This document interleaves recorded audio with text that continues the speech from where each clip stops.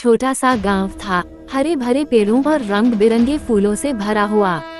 उसी गांव में एक 7 साल का लड़का रहता था, नाम था आरव। आरव बहुत शांत और सीधा बच्चा था, लेकिन उसकी आंखों में हमेशा उदासी छाई रहती थी, क्योंकि उसकी माँ अब इस दुनिया में नहीं थी। माँ की यादों के बिना उसका घर बहुत सूना लगता था। पापा खेतों में दिन भर काम करते थे और आरव ज्यादातर अकेला रहता था। एक दिन सुबह सुबह आरव की खिड़की पर एक हल्की सी चोंच की आवाज हुई, टिक टिक टिक। उसने खिड़की खोली तो देखा कि एक छोटी सी पीली चिड़िया वहां बैठी थी।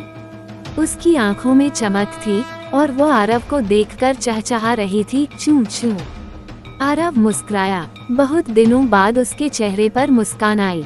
तुम कौन हो? आरव ने धीरे से पूछा। चिड़िया ने जवाब नहीं दिया, लेकिन उसके सिर पर बैठ गई और प्यार से उसके बालों को चोंच से सहलाने लगी। आरव ने उसका नाम रखा टुनी। अब हर दिन टुनी सुबह खिड़की पर आती और आरव से मिलने जाती।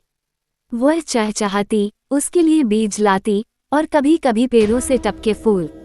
आरव उसे अपनी कॉपी में बनी तस्वीरें दिखाता, उसके साथ बातें करता और माँ की कहानियाँ सुनाता।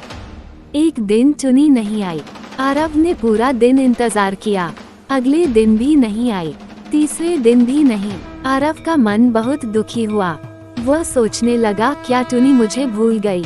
लेकिन चौथे दिन जब वह खिड़की खोलने ही वाला था, तभी उसने एक फड़फड़ाहट की आवाज सुनी। टुनी थी, लेकिन वो बहुत घबराई हुई लग रही थी। वो आरव की ओर इशारा करती हुई फड़फड़ा रही थी और फिर उड़ गई। आरव समझ गया, शायद टुनी को मेरी मदद चाहिए।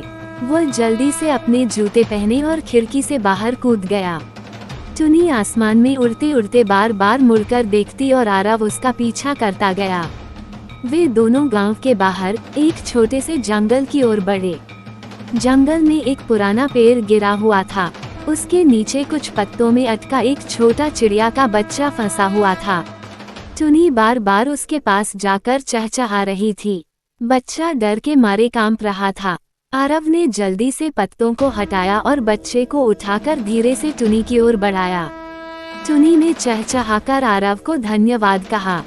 वहीं पास ही एक टूटी सी टोकरी पड़ी थी। आरव ने कुछ सूखी घास और कपड़ा रखकर उसमें घोंसला बनाया और चिड़िया के बच्चे को उसमें आराम से रखा। फिर वह टुनी को लेकर उस बच्चे के लिए दाना पानी रखने लगा।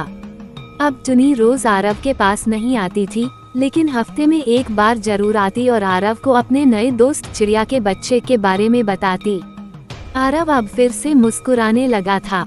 माँ की यादें अब उतनी भारी नहीं लगती थी, क्योंकि टुनी ने उसके दिल में फिर से प्यार, दोस्ती और भरोसे का बीज बो दिया था। अब खिड़की पर हर सुबह एक उम्मीद की किरण चमकती थी, टुनी की चहचहाहट।